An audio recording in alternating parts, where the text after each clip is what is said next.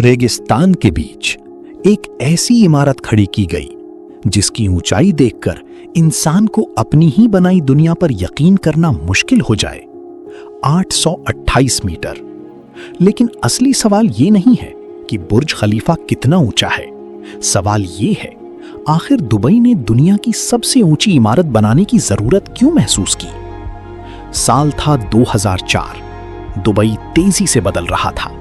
रेगिस्तान की जमीन पर नई सड़कें बन रही थीं, नए बिजनेस डिस्ट्रिक्ट्स तैयार हो रहे थे और इसी बदलाव के बीच एक ऐसा टावर बनाने की योजना शुरू हुई जो दुनिया की बाकी हर इमारत से ऊंचा होने वाला था।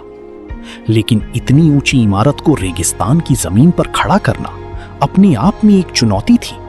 इसके लिए जमीन के अंदर गहरी फाउंडेशन बनाई गई और टावर का स्ट्रक्चर एक खास वाई शेप डिजाइन पर तैयार किया गया। 3 मजबूत विंग्स एक सेंट्रल कोर से जुड़े हुए।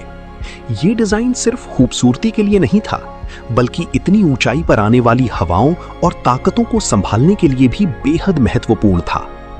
हर मंजिल के साथ बुर्ज खलीफा आसमान के और करीब जाता गया। सैकड़ों मीटर ऊपर, जहां हवा जमीन से बिल्कुल अलग महसूस होती है, वहीं कंस्ट्रक्शन वर्कर्स इस विशाल स्ट्रक्चर को आकार दे रहे थे। 2007 में स्ट्रक्चर ने 100 फ्लोर्स पार किए और 2008 तक ये दुनिया की सबसे ऊंची इमारत बनने की दौड़ में सबसे आगे निकल चुका था। लेकिन इसकी अंतिम ऊंचाई कंस्ट्रक्शन के दौरान लंबे समय तक एक रहस्य की तरह रखी गई।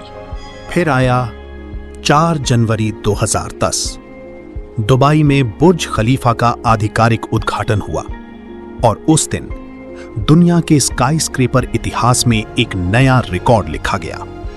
828 मीटर ऊंचा बुर्ज खलीफा दुनिया की सबसे ऊंची इमारत बन चुका था। लेकिन बुर्ज खलीफा सिर्फ कंक्रीट, स्टील और ग्लास का ढांचा नहीं है।